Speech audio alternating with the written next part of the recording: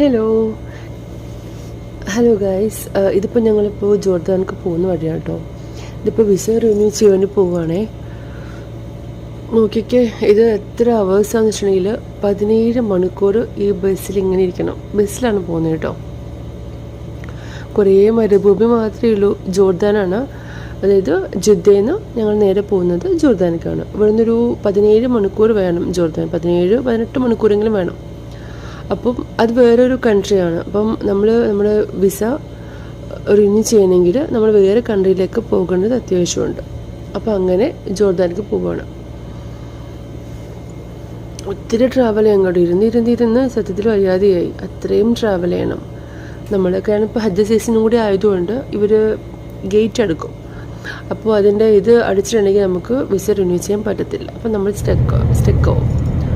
അപ്പോൾ അതുകൊണ്ട് ഓൾമോസ്റ്റ് എല്ലാവരും വിസ തീരാറായ ആൾക്കാരെല്ലാവരും ജോർദാനിക്ക് പോകുന്നത് നിർബന്ധമായിട്ട് പോയിരിക്കണം. പിന്നെ 1 ഇയർ വിസ ആണെങ്കിൽ പോലും ഒരു 3 മാസം ആകുമ്പോഴത്തേക്ക് നമ്മളത് എക്സ്റ്റെൻഡ് ചെയ്യണം. അപ്പോൾ അങ്ങനെ ഇതാ ജോർദാനിൽ ഞങ്ങൾ പൊയ്ക്കൊണ്ടിരിക്കുവാണ്. കുഞ്ഞും കൂടെ ഉള്ളതുകൊണ്ട് ഭയങ്കര പ്രോബ്ലമാണ്. കാരണം അവനെ കൂടി കൊണ്ടുപോകുന്ന കാര്യം ഭയങ്കര ബുദ്ധിമുട്ടാണ്. ഇത്രയും അവേഴ്സ് ബെസ്റ്റ് ഇരിക്കണമല്ലോ.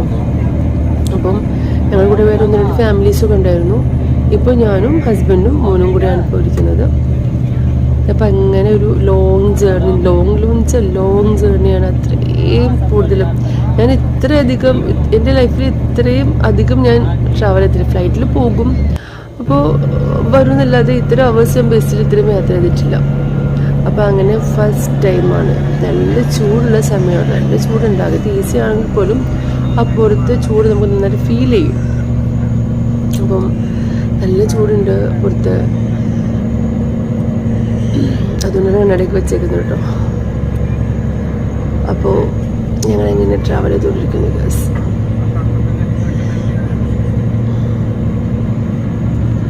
സത്യം കുഞ്ഞു ഉറങ്ങി. പാവം കുഞ്ഞ് അത്രയും നേരം ഇരുന്നിരുന്ന് കുഞ്ഞു ഉറങ്ങി. ഭയങ്കര ബുദ്ധിമുട്ടല്ലേ കുഞ്ഞുങ്ങളൊക്കെ കൊണ്ടുപോകാന്ന് വെച്ചിട്ടുണ്ടെങ്കിൽ? അതൊക്കെ ഭയങ്കര ബുദ്ധിമുട്ടാണ്. അപ്പോൾ എന്നാലും എന്താ ചെയ്യുക, പോയാലേ പറ്റും. അപ്പം അങ്ങനെ ഞങ്ങൾ പൊയ്ക്കൊണ്ടിരിക്കുകയാണ്. ഞങ്ങൾ രാവിലെ 7 മണിക്കാണ് ബസ്സാണ്. ബസ് ഇവരൊരു പാക്കേജ് പോലെയാണ്. അപ്പം ഇവർ നമുക്ക് ബസ്സൊക്കെ ശരിയാക്കി തരും. ഒരു പാക്കേജ് അനുസരിച്ച് ഒരു പാക്കേജ് പോലെയാണ്.